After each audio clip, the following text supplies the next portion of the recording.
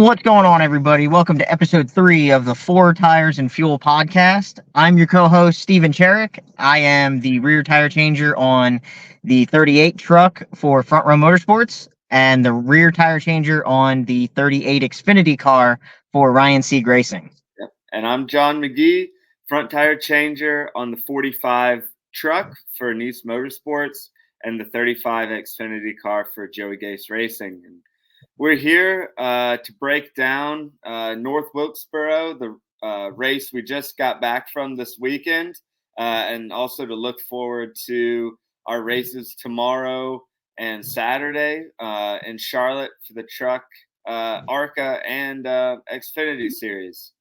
So, Steven, it was a little bit of a strange weekend, I'll say. I'll put it that way, with the weather that we had at North Wilkesboro. With all the travel and stuff that we have in NASCAR and having like a 1:30 p.m. start in North Wilkesboro, I was like, sweet, we're going to get in and out of there. I'm going to enjoy.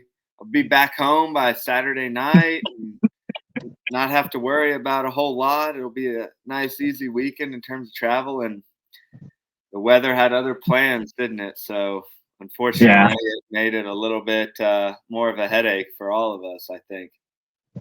Yeah, no, it was definitely like the weather was terrible, and it did not help us in any way, shape, or form. Yeah. And the only thing that I was happy about was Saturday when we got there. It was super cool because it was overcast, and then when it started raining, I was like, "This is terrible." Yeah, man. It's such a shame because North Wilkesboro, I think it's an awesome track, like an awesome facility. I'm really happy that we went back to it. It's such a historic track. Personally, I prefer the tracks that have a lot of history, that mean a lot to the sport. Going to these new tracks like Las Vegas and, Phoenix and whatever, like they're cool, but I prefer like a Martinsville and, North Wilkesboro and stuff like that. And Bring back Rockingham. Exactly. I've heard sounds from the rumors I've heard that it's a possibility at least that the trucks might be going back next year. So that would be. I hope so. That'd be fantastic. I know you run that a lot on iRacing or have ran it before, right? Rockingham. Yeah, I've turned a couple laps. Yeah. No, I mean it's awesome. I've talked to some of the older guys on the grid, and they went back truck racing there for a couple of years, and I'd love to get back to those tracks and stuff. But going back to North Wilkesboro, like the weather was terrible. Like we started the race on Saturday, we got I think 80 laps in, and then we got hit with a lightning hold for a couple of honestly it ended up being almost an hour or if not longer under a lightning hold, and then boom, the skies opened up, and that was all she wrote. It was crazy weather, like how much water there was. I mean, that wasn't all she wrote. There was pit crew guys treading water down there in turn 1. Because do you know what happened down there? Like I've heard like a whole bunch of different like things about like there was trash blocking the drain, and like that. I heard there was a pit crew or a pit box cover that was blocking the drain, and like pelican cases and like stuff like I don't know what you heard, but that's pretty much what I heard, was that like people were putting like pit box covers over top of the drains, and that's why all the water was there. Yeah, I don't know exactly. I heard that too. I heard that there was a lot of debris that covered the drains, and for those of you who don't know, like the last couple pit stalls down towards turn 1, there was like 4 feet of water. It came up to like right at the pit height. I don't know quite at 4 feet, but like a lot of standing water. It was even with the pit wall.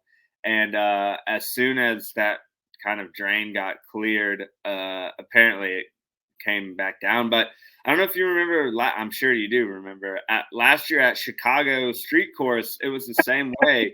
It was like a torrential downpour, which always happens at race weekend. It's like we could go to a place, it'll be dry for 40 days, and then we'll go there for race weekend, and it'll be like, every drop of rain will fall. That's gonna fall. But Yeah, Chicago was the same way. Like, there was a ton of water, like standing water near our pit stall. There was like, I want to say like 2 feet of standing water, and I was just like, yeah, this is not good. Yeah, and I mean, like watching all the videos and stuff of like people jumping off the pit wall into the water and like the Yeah, tires floating away. And I heard from a couple of the Tricon guys that like they had to move the trucks because the trucks started floating away. Like yeah, I mean, I get it. Like, we got a lot of stuff and a lot of equipment and stuff like that, but like we got to do better at like not like making sure that stuff is not gonna be a problem if like it happens to rain. Because yeah. the way that North Wilkesboro is set up is like when you go down into turn one, it's literally downhill. Right. Yeah. So it you go downhill into turn one, you come uphill into turn three, and so it's like when all the water happens and like the rain hits and everything, it all rushes down to turn one. So you Yeah. got to make sure all the drainage is available. Right. So it's like, we gotta do better at making sure like the teams and like NASCAR and like all them people, like we don't cover that kind of stuff up for Right. that reason. Right. Yeah. No. If I was a team owner down there, I'd be upset. I know that NASCAR let Elmore, who's the engine provider for all of the trucks, do like engine checks, and teams that were down there were able to change out like fluids in the hubs or change out hubs and stuff like that. But at the same time, it's like, yeah, that's a lot of damage potentially if the water gets all the way up on those trucks and stuff. And probably could have been. There's probably a better way for that to have happened than everybody. Oh yeah, just put a cover on your truck and hope for the best. So, Yeah, exactly. but it led to as much of as it was a problem for the actual trucks and mechanic crews themselves, because a lot of them stayed late or came in early. There's also a problem for the pit crews too, because by the time the race got postponed to the next day, it was just after stage one. So basically everybody had did one pit stop.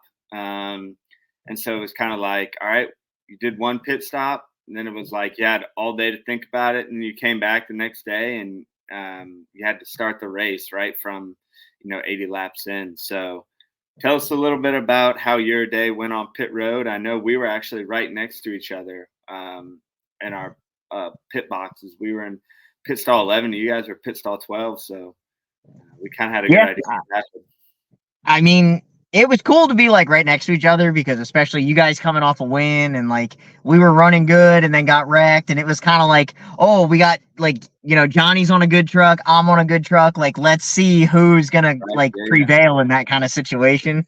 And but yeah, I mean, you guys were running like top five, I think, and we were like we had to start 23rd because qualifying got rained out, so we started by points, and so we started the race 23rd, and Lane drove it hard to get up to I think like 14th by the end of stage one, and then we came down for that first pit stop, and we actually had an uncontrolled tire penalty, and the front changer, when he went to set the tire and roll it back to the pit wall, it hit the splitter, and it, like I said, since the pit road is slanted downhill towards turn one, that tire was going, and NASCAR yeah, called us on the uncontrolled tire penalty, and so I went to the back and had to think about that, like you said, for like the rest of the day, and the whole morning of Sunday, and it was not fun, but I mean, he was okay. He was a good enough driver to get back to the front. yeah, Thankfully, like we stopped in at the end of stage two, I think, or like the middle of stage three or something like that for just a fuel only. Like the team was like, "Hey, there's not a lot of tire wear, so we're just gonna go fuel only here and just hope for the best." And it ended up working out, and we ended up walking away with a third place finish. yeah. So I That's mean, awesome. really can't complain about that.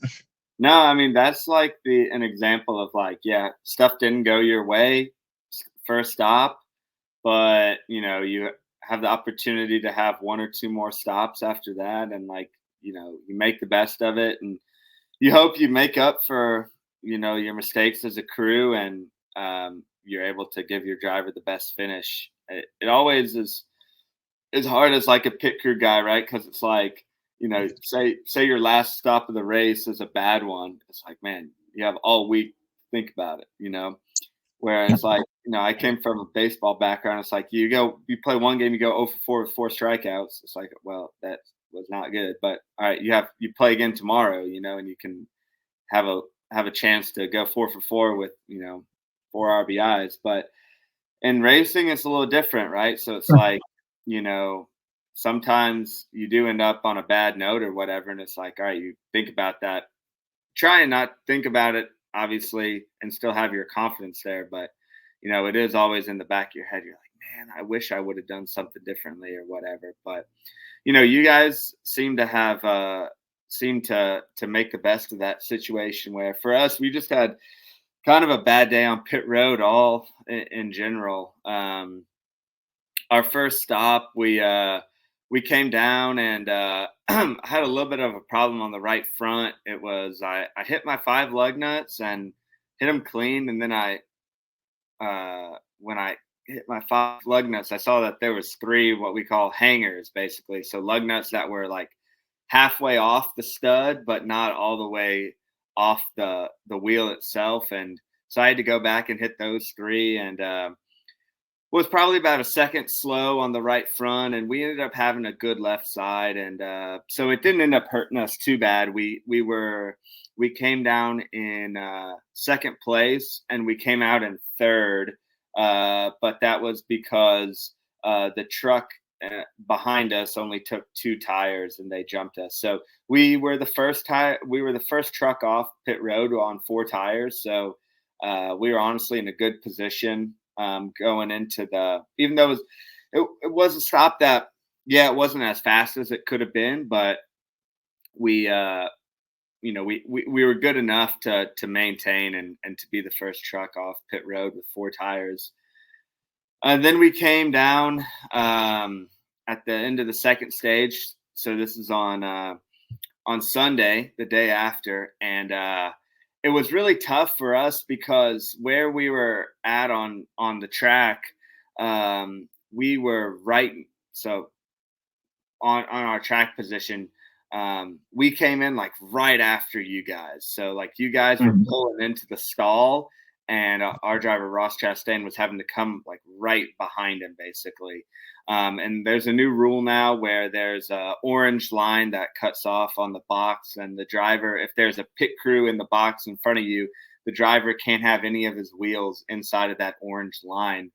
So you really have to swing out wide now and kind of either angle yourself in on the box or just come into the box wide, depending on how it is. And it was a little bit of a different strategy. So we had an adjustment, right rear adjustment. So on those, I take my right front tire out as a changer, and everybody else, the rear carrier comes from the back of the truck. Normally he jumps in front of the truck, but he was carrying from the rear. And so with it just coming in, got a kind of a bad read on it, or it looked like he was a little bit wide. Our Jackman decided not to jump until the truck was coming into the box, so he had to run around, and that slowed us down a few seconds. And originally our call was actually to do right side tires, but because it was we had a little bit of a hiccup, our crew chief on the fly decided to call 4 tires. So that's one of those situations, right, where it'll happen sometimes. Like you'll make a call, even you'll be in the box changing tires, and it's supposed to be right side, and then all of a sudden you have to make a call, and the crew chief's saying 4, 4, 4, 4, 4. So it's always kind of like a scramble, right? It's like you hear it on your radio, and you're like, I hope everybody else heard that. I hope we all know what we're doing. So we ended up changing 4. It was a slow stop, lost some track position, and just kind of didn't recover from that. We did one more stop right side tire stop. Yeah, so it was, not our best day on pit road. But we finished P15. Honestly, we were probably a top, you know, 8 to 12 place truck, I want to say. And I think we had, obviously we cost them some spots on pit road.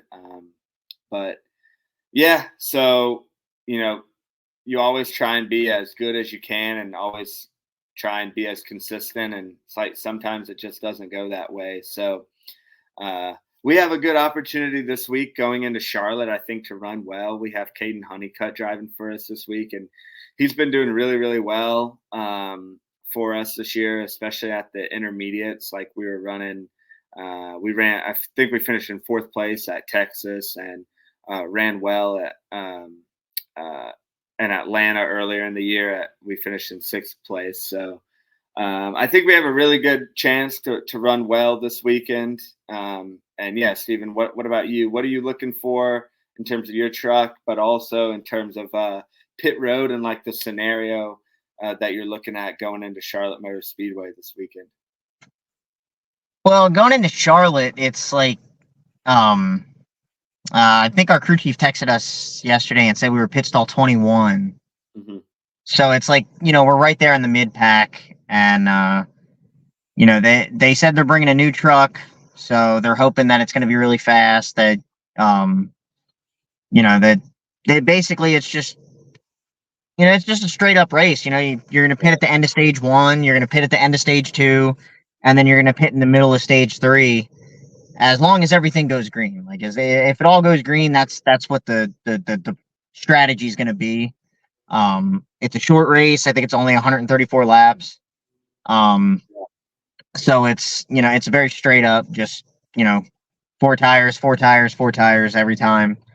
And then if depending on where cautions fall and whatnot, you kind of just play off of that, and short pit, don't short pit kind of thing, But yeah, I'm excited. Home race for all of us, and my wife is going to be down in pit road, so that's cool. So she's going to be up front and center. She's been to a couple different races with us before, and she'll be there for Truck and Xfinity, and ARCA, yeah, because we're doing ARCA as well. So yeah, it's an action packed weekend, longest race of the year for the Cup Series. But one of the things I want to go back on is I want to talk about the All-Star qualifying. Oh yeah. Because it's always cool when we get to be there with the Cup teams without Xfinity, because we get to see all the action. All the truck guys get to see all the action for Cup, and we weren't supposed to be there, but it got rained out on Friday night. So it went into Saturday, where they have Cup qualifying. And for the All-Star race, it's always a little different because they implement the pit crew to shine, all the pit crew guys. And huge props to the 20 team, as they were on Ty Gibbs's car last year, won the $100,000 bonus for the fastest 4-tire pit stop during qualifying.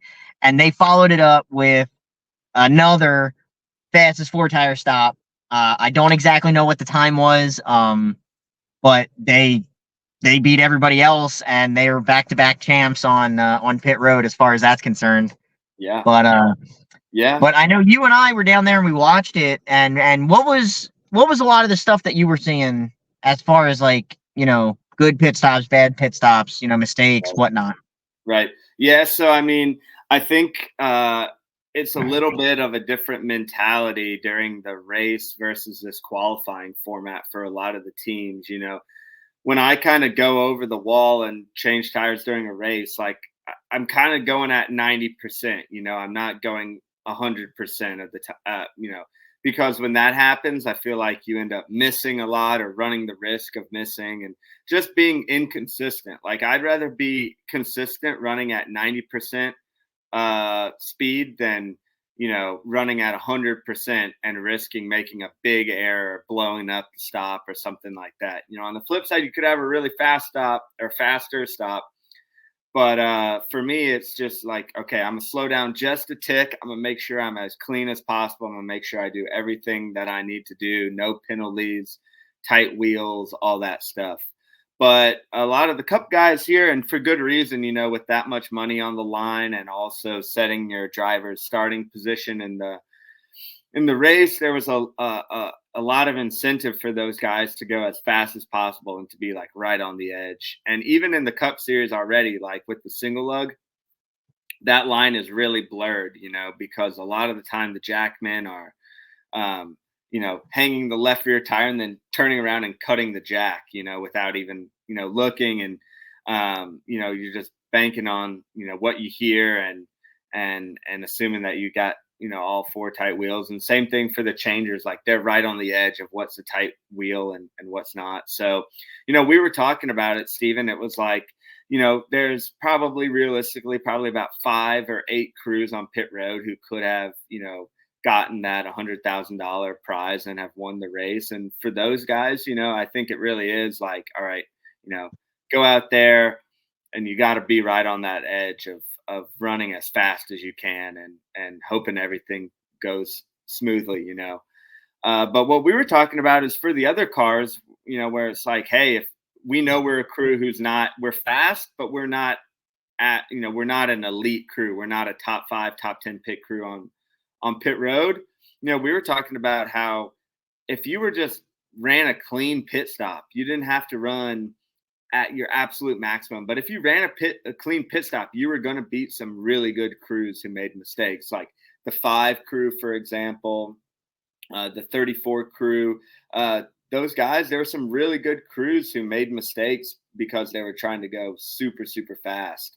So it's kind of like, running where you want to run. If you're a really fast crew, you're going to, hey, we're going to take that chance and go big or go home, basically run a really fast stop and maybe win the competition or risk, blowing up. But I think the strategy is if you're, a 10th to 20th place pit crew, it's just like, go out there, let's run a clean stop, and we'll beat a lot of pit crews who might be faster than us on pure talent and, on pit road in and out. But hey, we might get one from them this time because we were clean and they weren't. That's how I kind of looked at it. Yeah, I mean, I'm along the same way because I think it was the 20 guys or the 11 team. No, I'm sorry, the 9 pit crew was ranked number 1 going into the All-Star race, and they made a mistake where they didn't get the left side up high enough, and it killed the pit stop. And there was multiple teams that had issues on the left sides, and I know that not all of it stems from the pit crew side. A lot of teams just look at the pit stop and they're like, wow, that pit stop sucked. But I mean, like with that track being repaved, it was one of those things where they lowered the left sides like all the way to the ground. Right. And when you went to check your car, your truck, whatever it was that you were pitting that weekend, you wanted to make sure 100% without a doubt that jack was going to slide under that jack post. Yeah. And a lot of the teams on that low tire pressures that they were running for qualifying, they were scraping by with barely getting the jack under the left side. Yeah. And I don't put all of it on the pit crew because it is a setup thing, the way they set the cars up and the tire pressures they have. And, when you check it at the shop, does it have the driver in it? Does it have, the tire pressures are right, the shocks are at the ride heights, whatever. But like, it's one of those things where it's like a 50-50 mix of like, you can have a car that's really, really fast and hard to pit, or you can have a car that's maybe not as fast, but you guys are going to kick ass on pit road because you have a truck that's set up to pit. Yeah. But I mean, we even saw that in the truck race. There are a lot of teams that were really struggling to get the jack under the left side of the car. Just at these short tracks, especially Martinsville, North Wilkesboro, like you're running left side, your left front air pressure is like 10 PSI, 12 PSI. Like it's so flat that it's wrinkled when it's under, when it's cold, when you're just putting them on. So that pressure raises. But I don't think a lot of fans realize, like, at Daytona, you can be running left side pressures at like 35, 40, maybe even higher. But at North Wilkesboro, Martinsville, you're running the left front at like 10 psi, and the car is so low, especially if you come in and the tire pressures haven't built a ton. So, but yeah, that's right. I mean, I heard the interview from the guys out on the 20 car talking about how, I guess, from this year to last year that they actually put the cars in race and qualifying trim. And that was a lot of the problem for the guys, because the first year it sounded like they made it where the cars were easier to pit, that the right front and the left, rear weren't drooped in, weren't under that fender, and you had to wait for it to drop out. And the fenders weren't nearly as tight, because sometimes, like, you get a 1/16 of an inch and 1/8 of an inch clearance to pull that tire out on these cup cars. And that's as far as it goes. You are tucked up in there really, really tight. So, when you have that setup, which you're going to need for qualifying speed, race speed, you obviously are having a little bit, even on a, you're taking a little bit of a disadvantage, right? Even you can run really fast pit stops. The best crews can still run fast pit stops on that setup. But if you have a setup that's more friendly or more conducive to pit stops, like, there's more clearance, that shock drops out, the right and left sides go up really easy, like, you're going to run really fast pit stops regardless. So I think it was interesting to really see, what crews were able to run really fast pit stops on challenging setups. I think that made it even more skill based than it was, last year, considering there really was no wiggle room to go, especially when you're on the edge there. So yeah, I thought that was cool. Kind of just going off of what you said about like going out and just doing a clean pit stop. I think the 22 guys were ranked, I want to say it was like 22nd on pit road leading into the All-Star race, and they put Joey Logano on the pole because, number one, Joey had a fantastic qualifying effort. He got onto pit road clean. He didn't speed on pit road because there was a couple guys that got caught speeding and ruined it for everyone. Yep. And he got in the box good. He got out of the box good, and the crew just went out there and just did a pit stop. Just did it.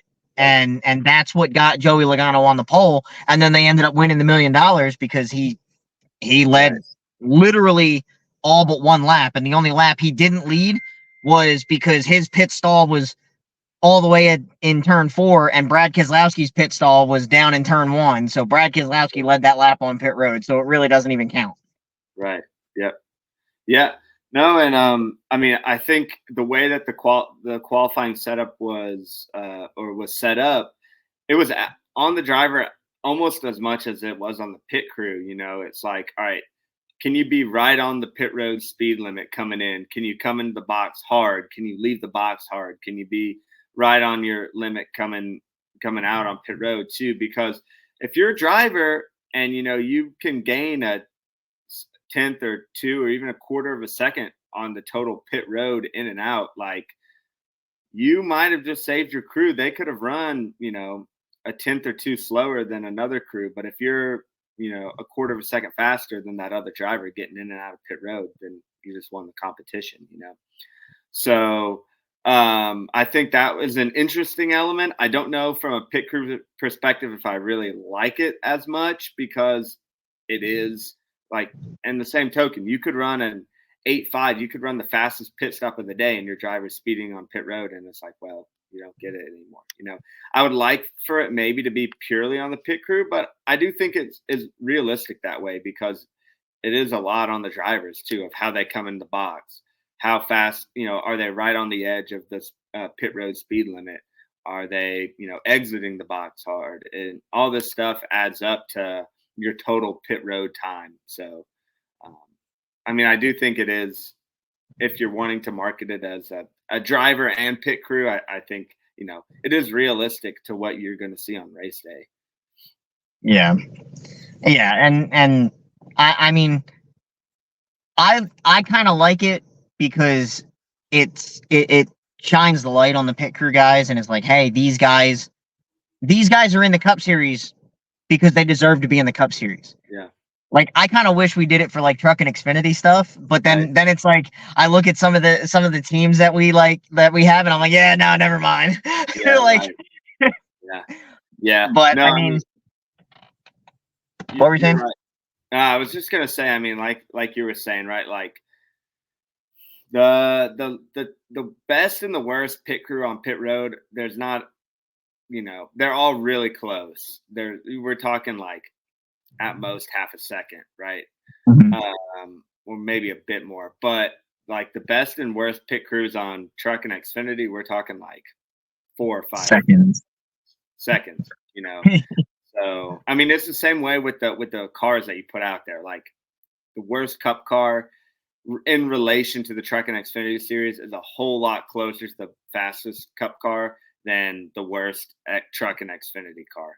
There's a big gap in truck and Xfinity between a race winning car and a car that barely made the show, is running in last place. So it's the same way on the road too. But I quickly wanted to get to Charlotte here. For me, we talked a little bit about it earlier, right? It is going to be a busy weekend for all of us. Me and you are doing 3 races, the ARCA race, the truck race, and the Xfinity race. But for me, like, I look at Charlotte, for me, it's like the most, from a pit crew perspective, from a race perspective, it's like the most, like, I want to say the most average track on the circuit, realistically, right? Like, pit road is super standard. It's long, it's straight. The boxes are good size. There's nothing crazy on pit road. Like, even we were talking about Darlington, right? Like, Darlington is a long, straight pit road, but you have like 7 boxes on the end that are on this island that we call it, right? So even tracks like that still have quirks. North Wilkesboro, you're pitting on the corners. Charlotte, I'm pretty sure every box is the exact same. Like, I mean, you have a difference on where you are and what your selection is, but the physical box itself, whether you're on, 1, 40 or 20, they're going to be the same dimensions. The wall's going to be the exact same, like all that stuff. Now, obviously, it depends on who's pitting around you, whether you have an opening in and opening out, whether you're further down on pit road or closer, like it is on every track. But for me, I mean, like, the tire wear is average. There's really no pit strategy. It's going to be, all right, when the stage ends, we're going to pit for 4 tires. So that's good and bad. Good, like consistency. You should know what you're going to get, right? It's going to always be 4 tires. The setup is going to be pretty normal. Like, you're not going to have a ton of camber. You're ideally not going to have a ton of, the right front fender being tucked up. But on the other hand, it's like, all right, you kind of have everything set up basically the way that's, perfect. Like, you need to run good pit stops. There's not really an excuse like, oh, the setup was bad, or we were coming around somebody and we were in the corner and I couldn't see him until the very end, or oh, the camber was really bad, I couldn't hit my lug nuts. Like, no, there's really none of that. Like, in my opinion, like, this is about as good of a from a setup and track perspective as you could have for a pit crew. Yeah, no, I definitely agree. I think it's like I said earlier, it's just a very straight up race. Like you said, 4 tires every time. Camber's not excessive on the truck. The droop is fairly decent, I believe. I think our Jackman said our droop was pretty good. So it's like, you don't really have like a whole, for a pit crew point. It's like just go out there, do your job, Right. and see where the chips fall, kind of thing. That's pretty much it. No, exactly. That's how I view it. It's like, yeah, I wish I could say, oh, Charlotte is a track that has all these, it's not, but to be honest, like, as a pit crew guy, I kind of appreciate that. It's like, all right, everything is going to be generally right where I want it, right? Like, I'm not going to have to worry about, a super slow droop like I would at super speedway, for example. Or I'm not going to have to worry about having the right front tucked up in there like a short track, or terrible camber on the left front and a ton of brake dust at like a Martinsville or North Wilkesboro or stuff like that, right? Like everything's going to be pretty manageable, and so like I was saying, it's like, with that in mind, it's like, all right, you have pretty good, like as close to ideal conditions as you could have, I think, right? And just go out there and do a pit stop. For me, the easiest tracks to pit as a front changer are road courses that have standard pit stops. So there's some road courses where we have backward pit stop. Those are a whole different animal. But road courses where we have normal pit stops, like Circuit of the Americas and Sonoma are two examples of that. And then intermediate, like Texas, Kansas, Charlotte, like everything there is pretty standard. I don't know if you agree as a rear changer or not, but that's how I agree as a front, how I see it as a front changer. It's different as a rear guy, because when you're the rear changer, like your job is whether you're on a road course, an intermediate, a super speedway, a short track, like nothing really changes for the rear tire changer. Right. You just go out there, you do your job, and you're good. It's like a lot of the changes and the setup wise and all, and all that stuff is like it all revolves around the front guy. Yeah. And so it's like, for me, every pit stop, you just go out there and you make sure you do your job at the best of your ability, because that's the only thing you have to do. You don't have to worry about, adjusting on the truck unless I have to pull a rubber, and all it is literally just reach in there, grab it, pull it out. That's it. It's just straight up hit lug nuts, change tire, move on. Yeah.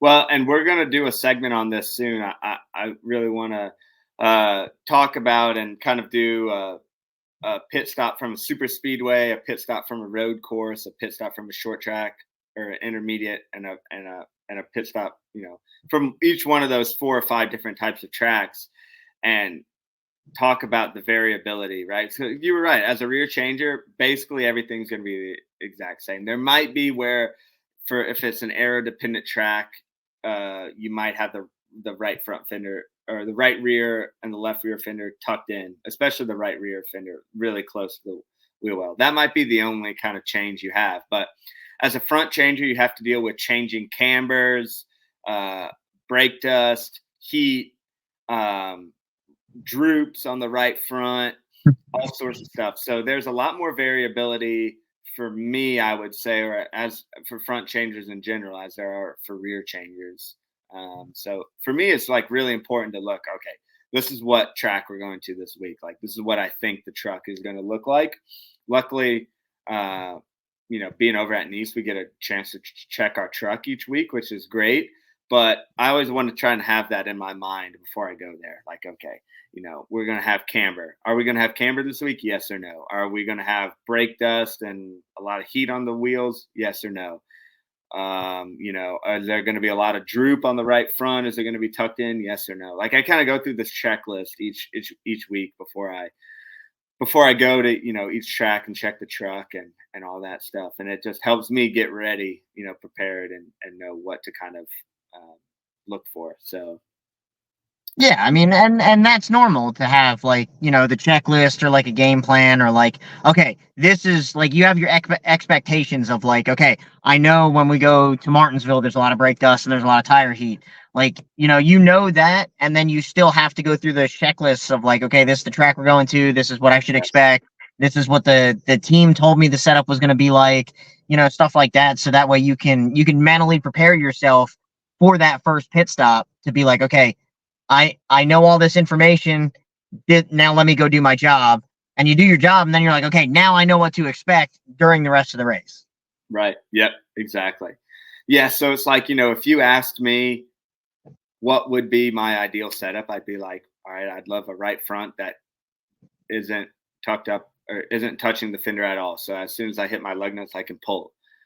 I'd like a track that there's not a lot of brake braking because it makes the lug nuts come off easier, and the brake dust, a lot of times it's really hard to see because it's just like this big cloud of black smoke, and it covers the lug nuts. Lug nuts are normally bright yellow, and now they're, pitch black. So I'd prefer that, a track that doesn't have a lot of brake heat and brake dust. I'd prefer a track that doesn't have a lot of camber. And that's why I mentioned road courses being being the easiest for me, because instead of the camber being like this, right, where the left front is really hard to hit, now on a road course they're like this.